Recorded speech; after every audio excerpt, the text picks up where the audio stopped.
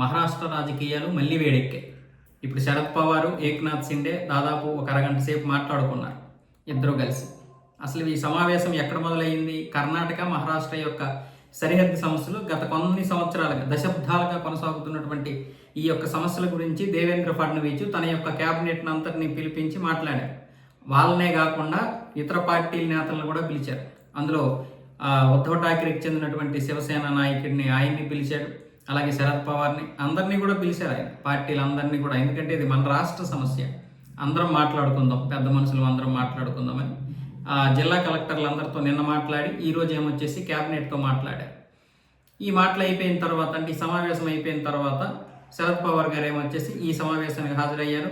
ఆ సమావేశం అయిపోయిన తర్వాత ఏక్నాథ్ షిండే ఆఫీస్లో ఆయన కూర్చొని వెయిట్ చేస్తుంటే ఏక్నాథ్ షిండే వెళ్ళి ఆయనతో ఒక అరగంట సేపు మాట్లాడడం జరిగింది.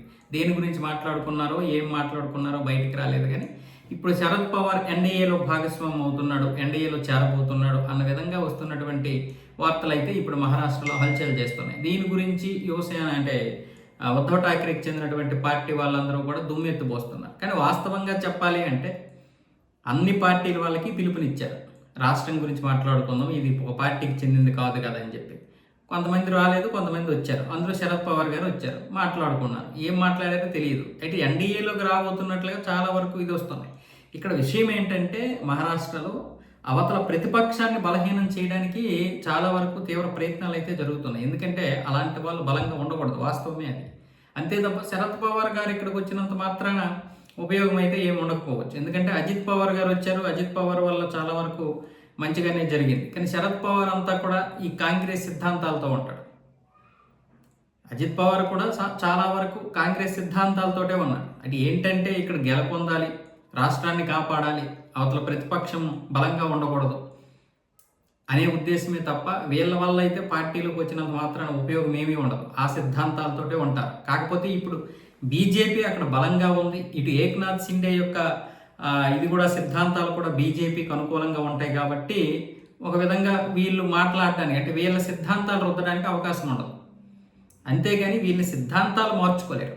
ఆ సిద్ధాంతాలు ఎందుకు మార్చుకోలేరంటే మొదటి నుంచి వాళ్ళు కాంగ్రెస్లో ఉన్నటువంటి వారు. ఇప్పటికిప్పుడు పోవాలంటే ఎలా పోతాయి?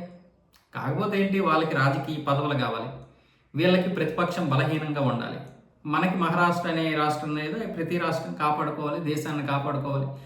మన దేశ ఆర్థిక రాజధాని అక్కడ ఉంది కాబట్టి ఆ రాష్ట్రం మన చేతిలో ఉండాలనే ఉద్దేశం మనకు ఉంటుంది. కాబట్టి ఇవన్నీ రాజకీయాల్లో కామనే కాబట్టి మనం సమర్థించడమే తప్ప ఈ సిద్ధాంతాలతో ఉన్నటువంటి వారిని మనం సమర్థించలేము. అలాగే శరద్ పవార్ గారి యొక్క సిద్ధాంతాలు అంటే కాంగ్రెస్ సిద్ధాంతాలు అయినా మనం ఆయన విమర్శించడం లేదు.